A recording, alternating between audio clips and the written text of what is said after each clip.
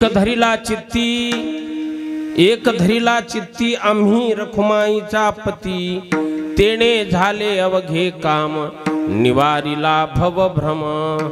पांडुरंगा करू पांडुरंगा करू प्रथम पांडुरंगा करू प्रथम पांडुरंगा करू प्रथम दुसरे चरण संसाची दुसरे चरण संसाची दुसरे चरण संसाची त्यांच्या कृपादाने कथेचा विस्तार कथेचा विस्तार त्यांच्या कृपादाने कथेचा विस्तार कृपादाने कथेचा विस्तार बाबाजी सद्गुरु दास तुका बाबाजी सद्गुरु दास तुका बाबाजी सद्गुरु दास तुका।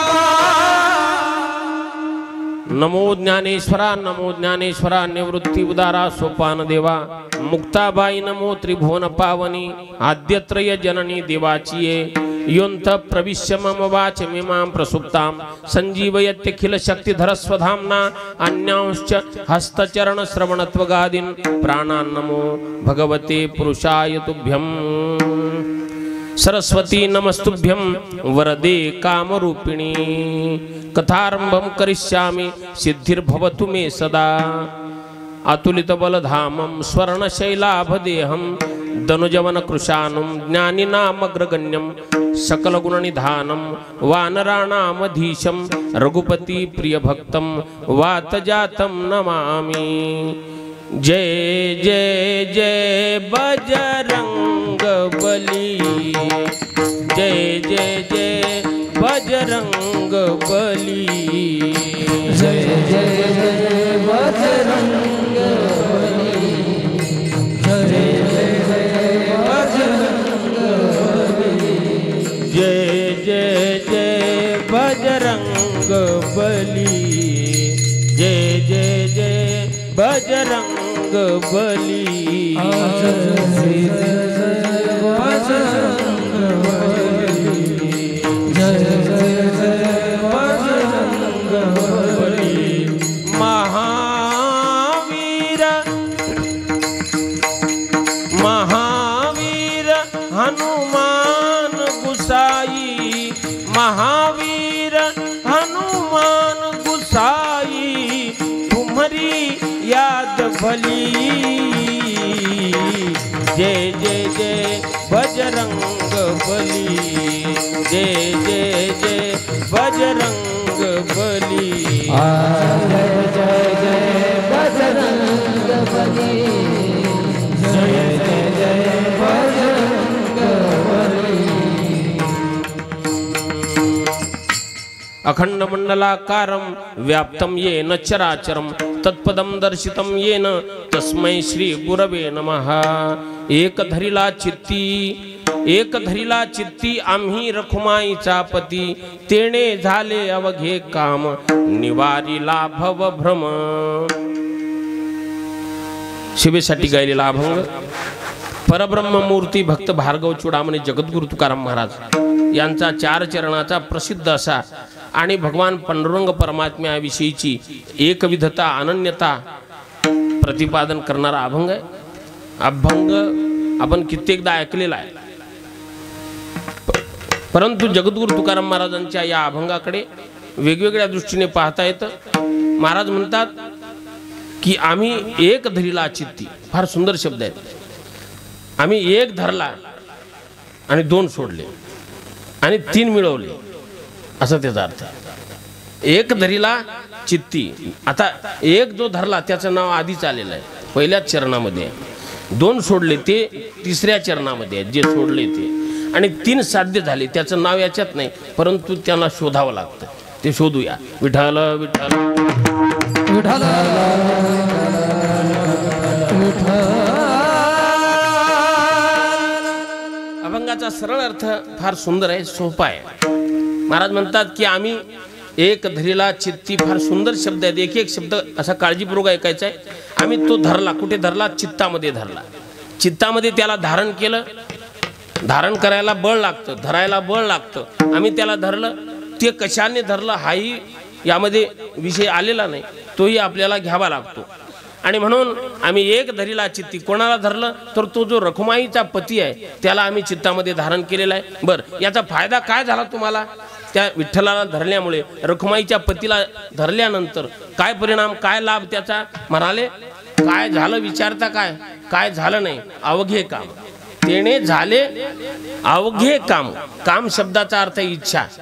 आमच्या सर्व इच्छा पूर्ण झाल्या. आणि नुसतं एवढंच नाही तर भवभ्रम जो आहे तो निवारण झालं. त्याचं भवभ्रम हा दूर झाला. आणि भ्रम दूर झाल्यानंतर जे पुढे उपलब्ध आहे त्याला सत्य म्हणतात.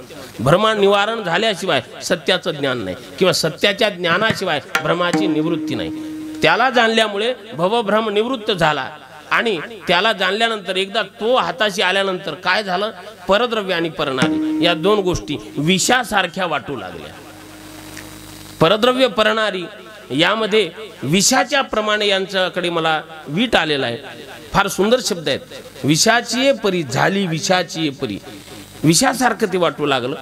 आणि काय केलं या सगळ्या गोष्टीच्या प्राप्तीसाठी? काहीच केलं नाही. एकच केलं, त्याला चित्तात धरलं. आणि त्याला जर चित्तात धरलं तर महाराज म्हणतात की फार व्यवहार याला लागत नाही. तुका म्हणे फार नाही लागत व्यवहार, काही फार व्यवहार लागत नाही. त्याला चित्तात धरावं, याने सर्व कामं होणार आहेत, सगळ्या इच्छा पूर्ण होणार आहेत. असा सुंदरसा आणि सोपा साधा सरळ अर्थ असलेला हा अभंग आहे. परंतु अर्थाच्या दृष्टीनं किती खोलवर यामध्ये जाता येईल. विठ्ठल विठ्ठल.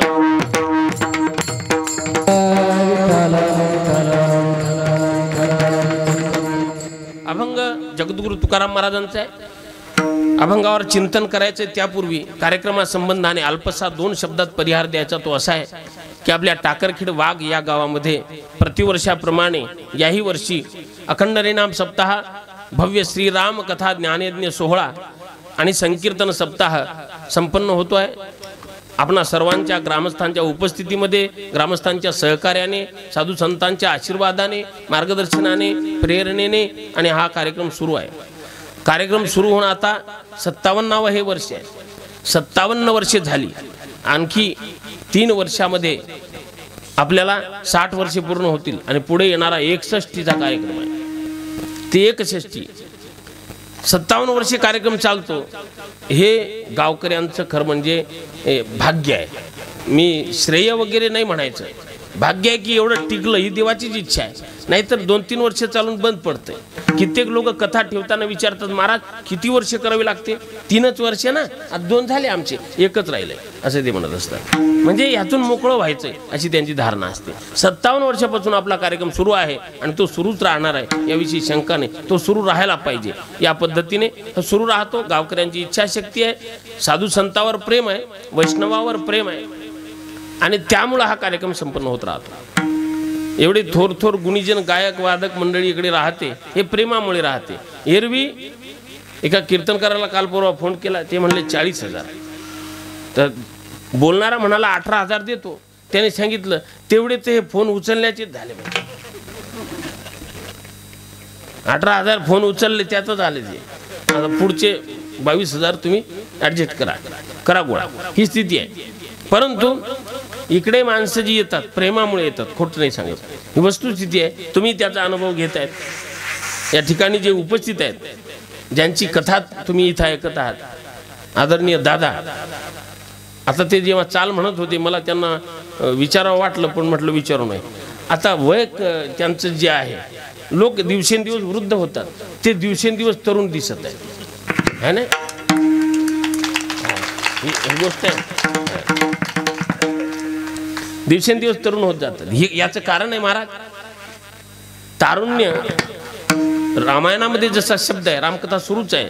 भगवान शबरीला म्हणतात सुनऊ भामिनी कहू एक बाता. शबरीसाठी त्यांनी भामिनी शब्द वापरलाय. भामिनी हा जो शब्द आहे तुम्हाला माहित आहे? तुम्हाला काहीच माहित नाही, मला माहित आहे. हा म्हणून भामिनी हा जो शब्द आहे हा कुणासाठी वापरतात? तरुण स्त्रीसाठी की वृद्ध स्त्रीसाठी? जिची आता शरीर चामडी लोंबकळलेली आहे, सुरकुत्या पडल्या, तिच्यासाठी भामिनी शब्द वापरण्यात येत नाही. भामिनी, ललना, प्रमदा हे जे शब्द आहेत ते तरुण स्त्रीसाठी आहेत. आणि शबरी तर अत्यंत जर्जर झालेली आहे, जरा जर्जर झालेला तिचा देह आहे, वाकलेली आहे, पिंड गरुवा माकडू तशी तिची स्थिती आहे. त्या डोळ्यामध्ये चिपडा आलेली आहेत, दात पडलेले आहेत, तोंडाचं बोळकं झालेलं आहे, गाला अशी इकडे दोन्हीकडून खोल असे खड्डे पडलेले आहेत. आणि एवढ्या वृद्ध शबरीला राम काय म्हणतायत, सुनहु भामिनी, हे भामिनी ऐक. तेव्हा कित्येक लोकांनी हा प्रश्न निर्माण केलेला आहे की श्रीराम भामिनी शबरीला कसं काय म्हणतात, एवढ्या म्हाताऱ्या शबरीला. त्याचं कारण भगवान म्हणतात की शबरी शरीराने म्हातारी झालेली आहे, पण भक्तीने शबरी तरुणच आहे. फार महत्वाचं आहे. माणूस भक्तीने तरुण पाहिजे, माणूस भजनाने तरुण पाहिजे, आणि तारुण्य त्यासाठी तर आहे महाराज. कित्येक लोक असे आहेत जे तारुण्य भोगात घालवतात आणि म्हातारपणात भजन करत बसतात. संयम करण्याची खरी वेळ तारुण्य आहे, संयमाची वेळ म्हातारपण नाही. जिर्यंती जिर्यंत केशा दंता जिर्यंती जिर्यंतहा असं म्हटलेलं आहे की केश जीर्ण झाले, दात जीर्ण झाले, सगळे दात पडले, आणि मग सुपारी सोडली, मग मटण सोडलं, ह्याला त्याग म्हणत नाहीत. त्याग तारुण्यात झाला तर त्या त्यागाला किंमत आहे. ऐन तारुण्य भजनाला समर्पित करावं, तसं त्यांनी तारुण्य केलं. आणि आजही ते तरुणच आहे. त्याचं कारण आहे भजनाचा आनंद रक्तामध्ये जेव्हा भिनतो ना, अनुरेणूमध्ये शरीरामध्ये भजनाचा आनंद असतो, माणूस सुंदर दिसतो. मी नेहमी सांगतो, साधु संत और सन्यासी और हरिभक्त अक्सर सुंदर दिखते हैं. इसका कारण है कि वहाँ जो भजन करते हैं, भजन का आनंद उनके मुख पर प्रतिबिंबित होता है. भजनाचा आनंद चेहऱ्यावर प्रतिबिंबित होतो, म्हणून साधू संत सुंदर दिसतात. साधू संताचा मोह पडण्याचं कारण ते असतं, साधू सुंदर आहे भजनामुळे. तुमच्या आमच्याकडे पाहिलं, आनंद कुठंच नाही. आनंद चेहऱ्यावर दिसेल एवढा आनंद कुठं आहे आपल्याला. हा आनंद फक्त भजन. म्हणून एक गोष्ट आहे, साधू मत बनो, साधू के बनो. साधू होण्यापेक्षा साधूचे होणं सोपं आहे. सोहम सोहम असा मंत्र जपण्यापेक्षा दासोहम, तो मी आहे असं म्हणण्यापेक्षा मी त्याचा दास आहे, हे सोपं आहे. त्याचा दास होणं याचा आनंद फार वेगळा आहे. आशिक रहो, मजदूर मत बनो. समजलं ना? नाही समजलं, जाऊ दे तिकडे. जे समजलं नाही त्याचा लोड घ्यायचा नाही. म्हणून तिकडं मी एकदम तुम्हाला सांगतो, बऱ्याच गोष्टी त्या समजावण्यात बराच वेळ जातो, तरी समजलं नाही तर तेवढा वेळ फुकट गेला समजायला. विठाला विठाला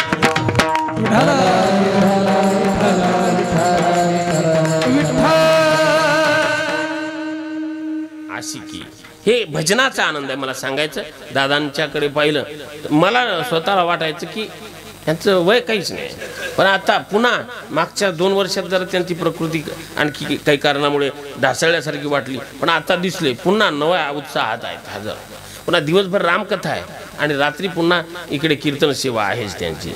3 तास बोलणं सोपं नसतं. 1 तासभर बोलणं आणि 5-7 किलोमीटर पायी चालणं सारखंच आहे. हे तुम्ही तपासून पहा, भूक तेवढीच लागते. दिवसभर बोलणं, पुन्हा बोलणं सोपं नाही. ते पोट तिडकीने बोलतात, गातात तेवढ्या आनंदामध्ये. लोक काय असतं, वक्ता जोपर्यंत तल्लीन होत नाही, श्रोता तल्लीन होत नाही. कित्येक लोक म्हणतात, महाराज कीर्तन उठतच नाही हो आपलं. आता तू झोपलेला कीर्तन काय उठणार आहे? कीर्तन उठायला कीर्तनकार उत्साहात पाहिजे. महादेवांनी रामकथा जेव्हा सांगितली तेव्हा एक सुंदर दोहा आलेला आहे, मगन ध्यान रस दंड जुग पुनिमन बाहेर कीन. समजलं का? महादेव कथा सांगण्याआधी पार्वती मातेला कथा सांगतायत, ऐका तुम्ही काळजीपूर्वक. त्याआधी स्वतः ध्यानमग्न झाले आणि ध्यानमग्न होऊन पुन्हा बहिर्मुख होऊन त्यांनी कथा सांगितली. वक्त्याने बहिर्मुख नाही राहायचं, आधी अंतर्मुख व्हावं आणि मग बहिर्मुख होऊन श्रोत्यांना सांगावी. महादेव आधी मग्न झाले, सगळं रामचरित्र हृदयामध्ये उचंबळून आलं आणि मग बोलायला सुरुवात करतात. तसं कथेत बुडावं लागतं. तल्लीन होऊन कथा सांगितली तर श्रोता तल्लीन होतो. दादांचं कीर्तन ऐकलं ना तुम्ही? इकडे झालेलं दादाचं कीर्तन सुंदर झालं, कालच झालेलं आहे. कीर्तनामध्ये ते गायक आहेत पण गाण्याचा आधार फारसा घेत नाहीत. कीर्तनात चिंतन, कथेमध्ये कथा आणि गाण्याचा आनंद घेताना हे म्हणजे ना, मी माझ्या भाषेत नेहमी सांगणार माझा आवडता शब्द मल्टी डायमेन्शनल पर्सनॅलिटी आहे. बहुआयामी माणूस आहे. चौकोनी चिरा म्हणतात आपल्याकडे. ऑलराऊंडर नाही पाहिजे माणूस. ऑलराऊंडर नाही, गोल आहे, राऊंड नाही, गोल कुठेही ठेवला घरंगळतो. चौकोनी चिरा कुठं परफेक्ट बसणार, चपखल. आणि आज इथे गाण्याला जे उपलब्ध झाले प्रसिद्ध गायक नया है यहाँ, नया है वहाँ आहे ना. पण आता इकडे सेवा सुरू होऊन खूप दिवस झाले त्यांचे, परंतु अजून आरंभ आहे. गाण्यामध्ये तो उत्साह दिसतो. फार सुंदर गाणं, गोड गाणं, उत्तम कीर्तनकार, पोवाडा अत्यंत सुंदर गातात. त्यांचे तुम्ही इथे त्यांचे फॅन आहेत, चाहते आहेत, बरेचसे महाराष्ट्रभर आहेत. त्यांचा पोवाडा तुम्हाला ऐकायला मिळेल काही अवधीमध्ये, तोही होईल. परंतु बुवा ॲक्सिडेंट झाला, वाचले, देवाची कृपा. हे सगळं ऐकायचं यासाठी देवाने संधी दिली की चला सेवा करायची. ते खास गोष्ट म्हणजे पिता पुत्र इथे आहेत. रामकथेचा हा आदर्श आहे. रामकथा हे जगत आहे. नाहीतर बाप कथेला पोरगा बियर बारवर अशी किती पिता आहे. पिता पित नाही पण पोरगा पितो. असं काय जबर वादन आहे. आता ही उत्तरोत्तर प्रगती त्या वादनात दिसते. गोड असं वादन. बाकी सर्व आपलीच मंडळी आहे. आणि विनेकरी काय पेटीवादक आपले खेंते महाराज हे आहेत. आणि इकडे शिवाजी येते दरवर्षी हे संबंधामुळे. आता आम्ही फेसबुकवर एक कमेंट वाचली महेश वाघ यांनी केलेली की विठ्ठल महाराज आणि टाकरखेडचं नातं म्हणजे फेविकॉल सारखं. गोष्ट बरोबर आहे. प्रेमामुळे हा सगळा संबंध आहे. आणि तुम्हा सगळ्यांचं हा आवाज जसा होता तसा ठेवा. याला जास्त पांगू देऊ नका, स्थिर करा, ऐकू नको याला बोलताना. विठाला विठाला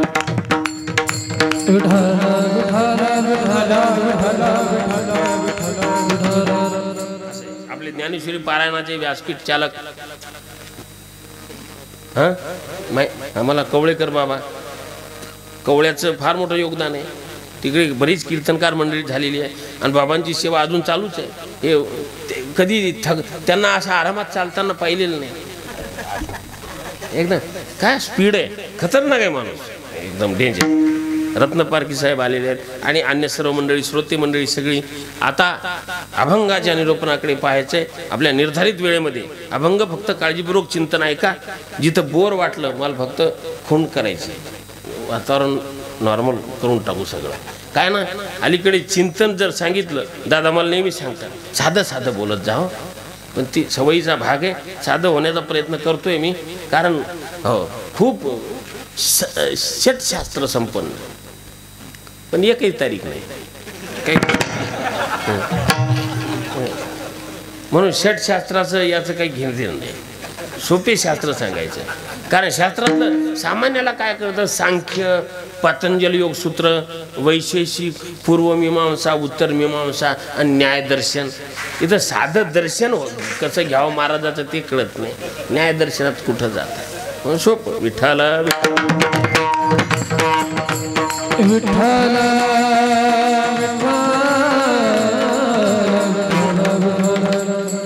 अप्रतिम वातावरण आहे. या वातावरणामध्ये ही चिंतन सेवा 3रा दिवस आजचा आहे. 57वे वर्ष आहे. अभंग आहे जगद्गुरु तुकाराम महाराजांचा. तुकाराम महाराजांनी भगवान परमात्म्याला धारण केल्यानंतर चित्तामध्ये काय परिणाम झाले त्या परिणामांचा विचार मांडलेला आहे. जीवन मिळालेलं आहे माणसाला, याची सार्थकता या एक बंदच करा, प्लेन आवाज ठेवा. कशामध्ये आहे तर भगवत प्राप्तीमध्ये आहे. जीवन आपण का जगतो, आपलं ध्येय काय हे फार महत्वाचं आहे. माणसाला ते कळालं पाहिजे. एक ऐ मानव तुझे याद नहीं क्या, तू ब्रह्म का ही अंश है. कुल गोत्र तेरा ब्रह्म है, सद्ब्रह्म का तू वंश है. संसार तेरा घर नहीं, 2-4 दिन रहना यहाँ. कर याद अपने राज्य की, स्वराज्य निष्कंटक जहाँ. हे ध्येय आहे माणसाचं. हे जाणलं पाहिजे. कस्त्वम कोहम कुता आयातः, मी कुठून आलो, कुठे जायचंय हे जाणलं पाहिजे. शरीर मिळालंय, मग ज्याने शरीर दिलं त्याला जाणणं, त्याला धारण करणं, त्याला प्राप्त करणं हे माणसाच्या जीवनाचं खरं ध्येय आहे. विठ्ठल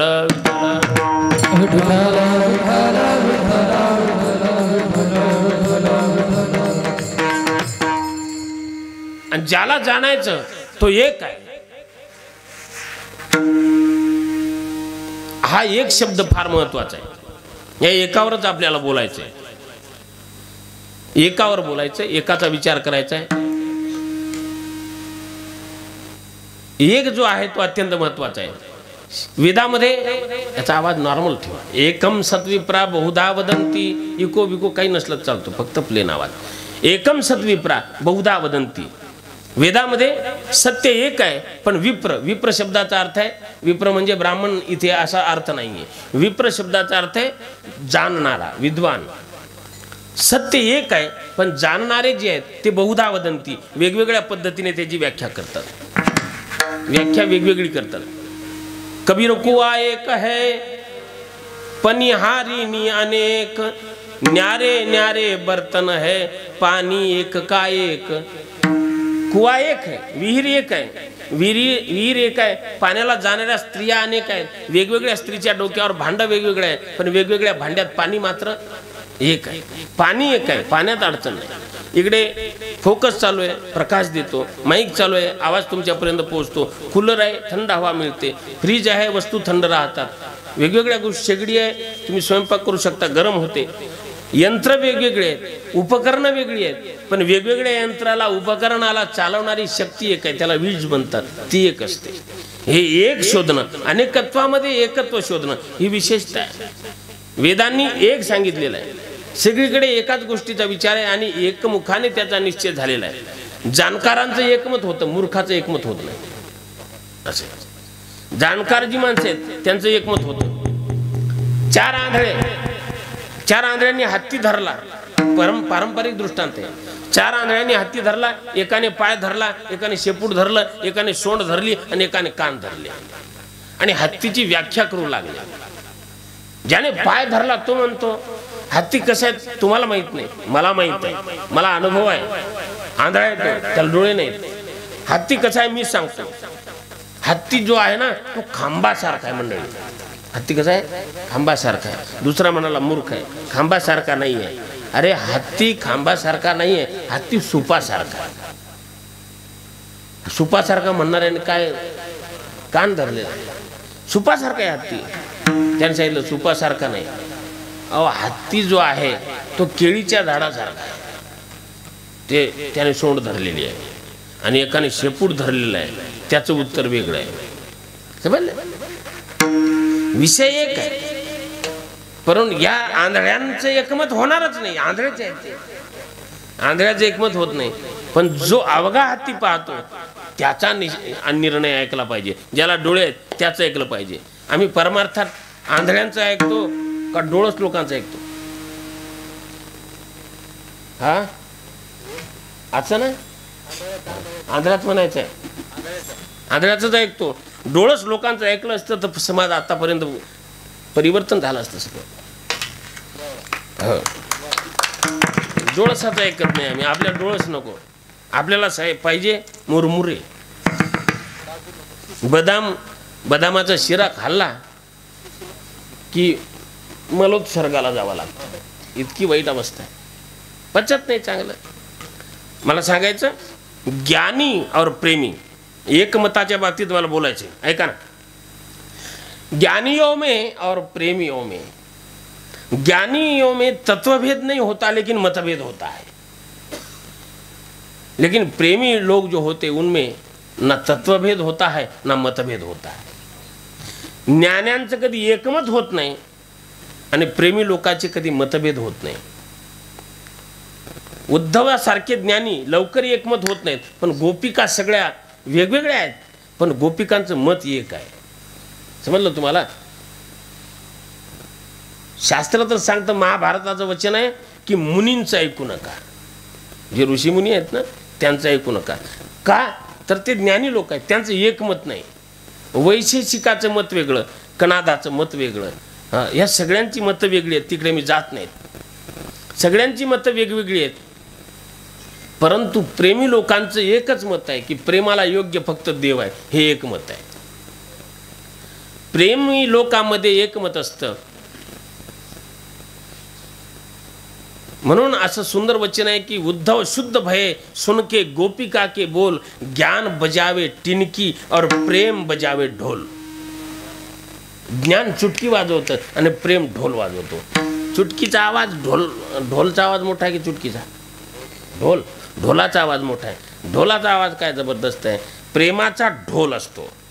ये मोहब्बत की बात है उद्धव, बंदगी अपने बस की नहीं है. ये मोहब्बत की बात है उद्धव, बंदगी अपने बस की नहीं है. यहाँ सर दे के होते हैं सौदे. सर इकडं, यहाँ सर दे के होते हैं सौदे. आशिकी इतनी सस्ती नहीं है. असे टाळ्या वाजवीत जा.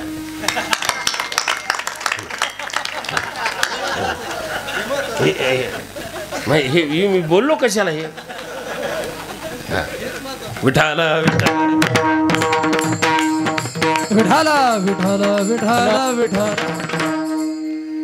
तुम्ही टाळ्या वाजवल्या, दाद असते ती. एकत्व हा महत्वाचा. एक शब्द हा महत्वाचा आहे. शास्त्रामध्ये एकाला महत्व आहे. मी म्हणालो कबीर कुवा एक आहे पनिहारिणी अनेक, हे उदाहरण आपल्याला दिलं. अनेकत्वात एकता. प्रेमी ज्ञानी यांच्यातले मतभेद आहेत, पण प्रेमी लोकात मतभेद नाही, ज्ञानामध्ये मतभेद आहेत. प्रेमी एक मतभेदातही त्यांच्यामध्ये मतभेदही पडत नाही, आणि प्रेम एक असल्यामुळं, प्रेमाचा विषय एक असल्यामुळं त्यांचं एकमत व्हायला वेळ लागत नाही. म्हणून प्रेमी श्रेष्ठ आहे. ज्ञानामध्ये अखंड आनंद आहे, पण प्रेमामध्ये अनंत आनंद आहे. अखंड आनंदापेक्षा अनंत आनंद मोठा आहे. हा अनंत आनंद प्रेमी भोगत असतो. म्हणून ज्ञानी आणि प्रेमी यामध्ये प्रेमी श्रेष्ठ मानलेला आहे. ज्ञानी जो असतो तो देवावर कारणामुळे प्रेम करतो, आणि प्रेमी निष्कारण प्रेम करतो. कारण पाहून जो प्रेम करतो त्याला ज्ञानी म्हणतात. निष्कारण प्रेम करतो त्याला भक्त म्हणतात. साधीच गोष्ट आहे. याला म्हणतात निर्निमित्त प्रेम. निर्निमित्त प्रेम हे विशुद्ध प्रेम. आणि विशुद्ध प्रेमामुळे आवडीचा विषय एक बनलेला आहे, तर त्याच्याविषयी मतभेद होत नाहीत. मतभेद होण्याचं कारणही नाही. आणि हा एकत्वाचा निश्चय आनंद देणारा असतो. जगद्गुरु तुकाराम महाराज अनेक अभंगामध्ये हा शब्द आलेला आहे. मी तिकडे जाईल. तत्पूर्वी अनेक शास्त्राची वचनं आहेत. एक शब्दाचं महात्म्य आपल्याला पाहायचं आहे. एक बोलताना गीतेमध्ये एक सुंदर श्लोक आहे महात्म्यामध्ये. एकम शास्त्रम देवकी पुत्र गीत, मेको देवो देवकी पुत्र एव, एको मंत्रस्तस्य नामानि यानि, कर्माप्येकम तस्य देवस्य सेवा. असं आहे. एक एकाला महत्व आहे. बघा फार सुंदर शब्द आहे. एकम शास्त्रम, शास्त्र एकच आहे. कोणतं? देवकीच्या मुलाने गायलेलं गीत कोणतं आहे? गीता. देव एकच आहे. कोण? स्वतः देवकी पुत्र. एकच मंत्र आहे त्या देवकी पुत्राचं नाव, आणि एकच कर्म आहे त्याची सेवा. यात एक एक शब्द आहेत. या एकाला एवढं काय महत्व आहे? एकाला असं महत्व आहे, तुलसीदास स्वामींनी सुंदर म्हटलेलं आहे की एकाचा अंक आहे. एकाचा अंक, त्या एकाच्या अंकावर एक शून्य दिलं किती झाले? 10 झाले. 2 दिले तर 100, 3 दिले तर 1000. पुढं काय? लक्ष, दशलक्ष. हे का वाढत जात आहे? एक आहे आणि एका पुढे शून्य दिलं की एका शून्याची किंमत 10 पटीने वाढत जाते. शून्य दिले, किंमत वाढत गेली. एकाची किंमत वाढत गेली. कोणामुळे? म्हणजे महत्व कशाला आलं? शून्याला. कोणाला महत्व आहे? शून्याला. बरोबर आहे. पण 100 शून्य दिले आणि एकाचा दाखला पुसून टाकला तर किती किंमत आहे? फाटा पहा पुसोनी, फाटा पहा पुसोनी, फाटा पहा पुसोनी, फाटा पहा. एक दाखविले 10 फाटा पहा पुसोनी फाटा पहा पुसोनी हाय दाखविले गाय फाटा पहा पुसोनी फाटा पहा पुसोनी फाटा पहा पुसोनी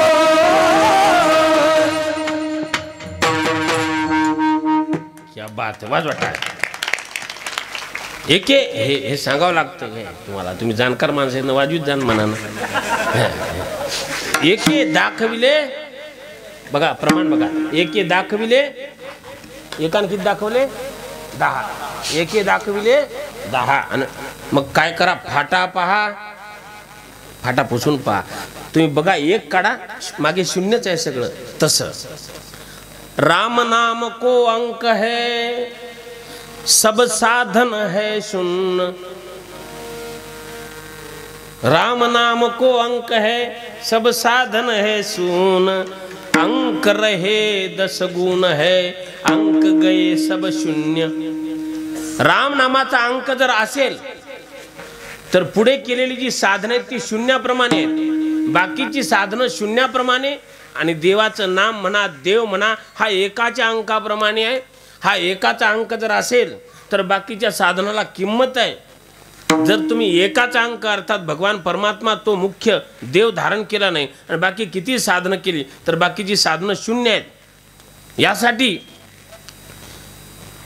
हे लक्षात ठेवणं गरजेचं आहे महाराजांचं एक प्रसिद्ध वचन आहे त्या वचनामध्ये तुका म्हणे येथे भजन प्रमाण काय थोरपण जाळाया ते काय थोरपण जाळावे ते काय थोरपण तुका म्हणे भजन प्रमाण काय थोरपण जाळावे काय थोरपण जाळावे काय थोरपण जाळावे इकडे जे हे प्रमाण आहे पाठातलं आहे सगळ्यांच्या तर का म्हणे इथे जे थोरपण जाळायचं सांगितलेलं आहे ते कशाचं थोरपण सांगितलं हे मार महत्वाचं आहे समजणं आपण हे प्रमाण कुठं वापरतो एखादा भजन म्हणत नाही मग तो श्रीमंत आहे आपण त्याला म्हणतो थोरपणाला काही महत्व नाही ते काय जाळायचं आहे असाच अर्थ लावतो आपण पण तसा तिथला अर्थ नाही आहे थोरपण जाळायचं हे कशाचं थोरपण जाणायचं व्यक्तीचं थोरपण जाळण्यासंबंधी सांगतात की साधनांचं तुम्ही जर भगवत भजन केलं नाही तर इतर जी साधनं आहेत त्या इतर साधनाचं थोरपण योग याग ही सगळी साधनं आहेत मोठी आहेत पण ही साधनं तेव्हाच फळ देतात जेव्हा भगवत भजन तुम्ही कराल हां आता मला पुस्तकं वाचण्याचा मरणाचा छंद होता आजही आहे मी अखंड वाचायचो एकदा म्हणजे सीताराम वल्लभदासजी महाराजांकडे काही काळ असताना फार थोडा काळ पण फार विद्वान गुरुजी होते ते मला सांगायचे की तुम पागल हो जाओगे इतना पढ़ते हो लेकिन भजन कुछ नहीं करते भजन नाही केलं नुसतंच वाचनाचं वेळ ही एक प्रकारची येशना आहे येशना म्हणजे वासना ज्यामध्ये मी खूप वाचन करील शास्त्रे पाठ करीन सगळं कंठस्थ करील लोकांना प्रभावित करील आणि लोक म्हणतील क्या बात आहे असा विद्वान पाहिला नाही हे जेव्हा लोक बोलतात तेव्हा अहंकार सुखावतो असं आता तुम्ही जेव्हा बोलता कीर्तनानंतर या ठिकाणी असं तसं हां झाडावर चढून देता म्हणजे हे फॉर एक्झाम्पल फक्त तुमचं काही याच्यात हे नाही सांगायचं मला कोणते कीर्तनकार आले हा गुळ हा म्हणजे ही जी स्थिती आहे ही येशना आहे कशासाठी खूप अभ्यास करावा आणि लोकमान्य व्हावं लोकांनी मला मानावं लोकांनी म्हणावं काय विद्वत्ता आहे काय ज्ञान आहे आजपर्यंत अनेक कीर्तन ऐकली महाराज लोकांचा स्वभावच आहे हा लोक असं बोलतातच खूप महाराज 7 दिवसात असा कार्यक्रम होणे नाही आज सगळ्यात श्रेष्ठ सुंदर कार्यक्रम ठीक आहे प्रशंसा करणं पण ही येशना असते आम्हाला सुद्धा की असं बोलावं कीर्तनकाराने कीर्तनानंतर लोकांना विचारणं कसं काय झालं, मग कसं काय असं विचारणं यापेक्षा मोठा मूर्खपणा माझ्या लेखीने. ते काय विचारायचं कीर्तन कसं झालं, कीर्तन चांगलं आहे, कीर्तन आहे ते उत्तमच आहे, परंतु ही येशना. तेव्हा सीताराम वल्लभदासजी महाराज म्हणायचे की पढ़ो तुम लेकिन नाम लिया जिन जान लिया सकल शास्त्र का भेद, बिना नाम नरक में गया पढ़ पढ़ चारों वेद. ज्याने नामस्मरण केलं सगळ्या शास्त्राचा भेद त्याला कळतो. एक नाम ते एक आहे ना, एक आहे ना, फार सुंदर शब्द आहे उपनिषदामध्ये. एकम विज्ञातम सर्वम विज्ञातम. एकाला जाणलं तर सगळं जाणल्यासारखं होतं. सगळं जाणलं पण एकाला जाणलं नाही तर सगळं जाणणं व्यर्थ आहे. प्रश्नोपनिषदामध्ये याचा उल्लेख आहे. एक जानना महत्वाचं है, शिखर गाठना महत्वाचं है. ये पहाड़ पर चढ़ते हुए हजारों रास्ते एक दूसरे को काटते हुए बड़े जटिल नजर आते हैं, लेकिन ऐसा कोई व्यक्ति जो शिखर पर पहुंचा हुआ है वह जब ऊपर से नीचे की ओर देखता है तो उसे पता चलता है कि कोई रास्ता किसी रास्ते को काट नहीं रहा है, सभी रास्ते शिखर की ओर आ रहे हैं. लेकिन जो नीचे से चलने वाला होता है उसे लगता है कि इसने मेरा रास्ता काट दिया, उसने मेरा रास्ता काट दिया. लेकिन जो शिखर पर पहुंचा है, चोटी पर पहुंचा हुआ है, उसे ऐसा नहीं लगता है. समजलं ना तुम्हाला हे? हां, म्हणजे याचा अर्थ मला आणखी दुसरं उदाहरण सांगायचं. तुम्ही बिल्डिंग आहे एखादी 6व्या 7व्या मजल्यावर जा, एवढे मजले बांधू देत नाहीत, पण 5व्या मजल्यावर जर तुम्ही गेले आणि वरून जर खाली पाहिलं तर सगळी माणसं कशी दिसतात? एखादा उंच लहान असं दिसतं का? नाही, सगळ्यांची कशी उंची सेम दिसते, सारखी दिसते. समजलं ना तुम्हाला? उंचावर गेल्यानंतर लहान मोठा असा भेद राहत नाही. जी माणसं परमार्थात उंची गाठतात त्यांना लहान मोठा असं कळत नाही. हे आपले इथं जे खालची इथं वावरणारे आपल्यासारखे, त्याला काय येतं, त्याच काय खरं, याच्यात वेळ चालू. याचं कारण उंची नाही, हे सरळ समजून घ्यायचं. ही उंची गाठणं गरजेचं आहे. तर ही उंची गाठण्यासाठी काय करायचं? एकच आधार आहे, एकाला जाणणं, एकाचं भजन करणं. बाकी साधनाच्या थोरपणाला महत्त्व नाही, बाकी साधनाच्या थोरपणाला आग लागो असा त्याचा अर्थ आहे. म्हणून भजन हे एक साधन आहे, अन्य काही करायचं कारण नाही.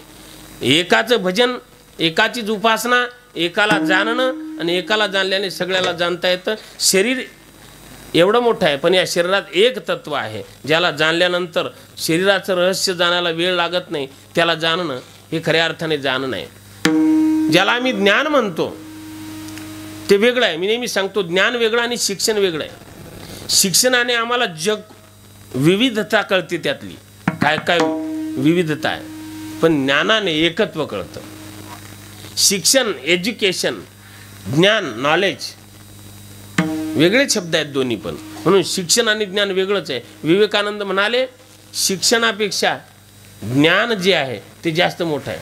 शिक्षित माणसं ज्ञानी असतील असं नाही. आता आपल्याकडे लोक शिक्षित आहेत की ज्ञानी आहेत? शिक्षित खूप आहेत पण ज्ञानी नाहीत. तुकाराम महाराज शिक्षित आहेत की ज्ञानी आहेत? ज्ञानी आहेत. ज्ञानेश्वर महाराज शिक्षित आहेत की ज्ञानी आहेत? ज्ञानी आहेत. एकनाथ महाराज शिक्षितही आहेत, ज्ञानी आहेत. या सगळ्या गोष्टी आहेत, पण महत्त्वाचं नाही बाकीचं लेबल, ज्ञान महत्त्वाचं आहे. तुम्हाला संगीत अलंकार, संगीत यमे, स्वर मार्तंड, स्वर भास्कर अशा पदव्या असूनही स्वर लागत नाही. त्याला काय अर्थ आहे? काय दादा? हां, संगीत अलंकार, संगीत यमे, PhD, डॉक्टरेट आहे, पण स्वर लागत नाही त्याचा. त्याची पुस्तकं लोक वाचतात, अभ्यास करतात, पण स्वर लागत नाही. हे यातलं अंतर आपण लक्षात घ्या. म्हणून ज्ञानी होणं जास्त महत्त्वाचं. शिक्षण बाहेरून येतं, ज्ञान आतून येतं. शिक्षणाचा स्रोत बाहेर आहे, ज्ञानाचा स्रोत आत आहे. टाकीमध्ये पाणी आहे, टाकीतून पाणी येतं नळामध्ये, ते आपण पितो, पण टाकीतलं पाणी हे काही त्याचा मूळ स्रोत नाही आहे, पण विहिरीतलं पाणी हा मूळ स्रोत आहे. तुका म्हणे झरा आहे मूळचाची खरा, झरा पाहिजे. आणि जे नैसर्गिक असतं ते कधी पण जास्त सुंदर असतं. आणि जे प्रायोजित आहे, बनवलेलं आहे, ते आपण निर्माण केलेलं आहे. माणसाचा हात ज्या गोष्टीला लागला ती वस्तू बकवास. समजलं ना तुम्हाला? पाणी देवाने बनवलंय, किती सुंदर आहे ना, आवश्यक आहे. दारू माणसानं बनवली, काय बकवास काम आहे. हा, पिणारा पण बकवासच करतो. मला सांगायचं हे की जरा मूळ स्रोत जाणणं हे फार महत्वाचं आहे. त्या मूळ स्रोतापासून भटकला, केंद्रापासून भटकला, त्याला दुःख आहे. केंद्र सोडायचं. रेडिओनं केंद्र सोडलं की दुसरीच बातम्या लागतात. गाणं लावलं 2-2 केंद्र धरायचे कधी रेडिओ. आता रेडिओ फार वापरत नाहीत, पण रेडिओमध्ये जसं एक केंद्र लागलं म्हणजे मग बरोबर वाचतं सगळं काही, काय प्रोग्राम ऐकता येतो. तसं आम्ही लोक दुःखी आहोत, कारण आम्ही केंद्र धरून राहत नाही. तुम्ही केंद्रापासून जेवढे दूर जाल तेवढं दुःख. कुत्रा ज्या मालकाचा आहे त्या घरापासून जेवढा दूर जाईल तेवढं त्याचं शेपूट खाली खाली येत जातं. केंद्र आहे ते, मेन केंद्र असेल तिथं कोणाला जेव देत नाही, भुंकतो प्रत्येकावर. पण आपलं घर सोडून शेजारच्या घरी गेलं तरी ते शेपूट काही फार जास्त खाली येत नाही, पण थोडंफार हालतं. त्याच्या पुढं गेलं दुसरा कुत्रा दिसला की थोडंच खाली येतं. पुढच्या गल्लीत आला की अर्ध खाली जाते. आणि थोड्या वेळाने जरा गावाच्या बाहेर गेला आणि दुसरे कुत्रे दिसले की सेंटरमध्ये दोन्ही पायाच्या मध्ये. त्याचं कारण अंतर जेवढं वाढेल ते केंद्रापासून तुटला भीती वाढत जाते. आम्ही दवाखान्यात जातो, डॉक्टर तपासतात. काय म्हणतात डॉक्टर? श्वास घ्या, श्वास घ्या. श्वास का घ्या? तेव्हा माहिती आहे, श्वास घ्या याचा अर्थ आहे केंद्रापर्यंत पोहोचा. बघ काय नाही, तुम्हाला नाही समजलं ना, समजेल आता. केंद्रापर्यंत जा याचा अर्थ आहे की श्वास का घ्यायला लावतात? श्वास घेतल्याने तुमच्या नाभीपर्यंत श्वास गेला पाहिजे, पोट हललं पाहिजे. श्वास असा असं नाही, असा दीर्घ श्वास घ्यायला सांगतात. दीर्घ श्वास घेतला की नाभीपर्यंत हवा जाते, आणि नाभी हे केंद्र आहे आपल्या जगण्याचं. स्त्रोत तिकडे आहे. छातीतून हा श्वास घेणं हे अपूर्ण श्वास आहे, पण जेव्हा तो नाभीपर्यंत जातो, ओम जेव्हा म्हणतो तेव्हा नाभीतून शब्द उमटतो. केंद्र आहे ते. एकमेव शब्द आहे ओम, की जिथून शब्द, जेथून उद्गार प्रसवे ओंकार, ती नाभी आहे. त्या एकाला धरायचंय. ओम एक आहे. ओमित्येकाक्षरम ब्रह्म व्याहरण मा मनुस्मरण. ओमाला एकाक्षर ब्रह्म म्हणतात. तस्य वाचक प्रणव हा ओम एक आहे. अनेक शब्द आहेत या एकासाठी. महाराज म्हणतात तत्व एक आहे, नाम एक आहे, देव एक आहे, नावं वेगळी आहेत, वचनं अनेक आहेत. अशी एक तत्व नाम दृढ धरी मना, एक तत्व नाम दृढ धरी मना. एक तत्व नाम दृढ धरी मना, एक तत्व नाम दृढ हरीशी करुणा येईल तुझी. हरीशी करुणा येईल तुझी. हरिमुख मना, हरिमुख मना, हरिमुख मना, हरिमुख मना. हरीशी करुणा येईल तुझी. हरीशी करुणा येईल तुझी. हरिमुखी म्हणा, हरिमुखी म्हणा, हरिमुखी म्हणा. एक तत्व नाम दृढ धरी मना. जय हो. हरीशी करुणा, हरीशी करुणा येईल तुझी.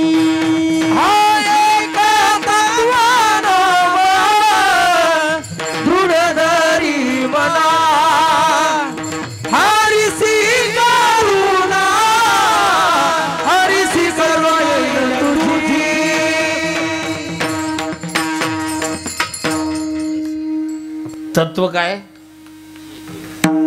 दोन दोन तत्व नसतात. एकच असते. जे एक आहे त्याला तत्व म्हणतात. तत्व काय? तत्व म्हणजे काय? हा आपण जे म्हणतो तत्व, बरेच लोक म्हणतात इकडे स्वरोदय शास्त्र आहे, आता पृथ्वी तत्व आहे, अग्नितत्व आहे, वायू तत्व आहे, ते तत्वच आहे. पण तत्व शब्दामध्ये तत् आणि त्व हे दोन शब्द आहेत. तत् अधिक त्व. तत् शब्दाचा अर्थ आहे ते. हां, झोपू नका फक्त. तत् म्हणजे ते, ही काळजी घ्यावी लागते. हां, आता हे महत्वाचं आहे. तत् म्हणजे ते आणि त्व म्हणजे पणा. त्व शब्दाचा अर्थ काय? पणा. पणा म्हणजे जसा मूर्खत्व म्हणजे मूर्खपणा.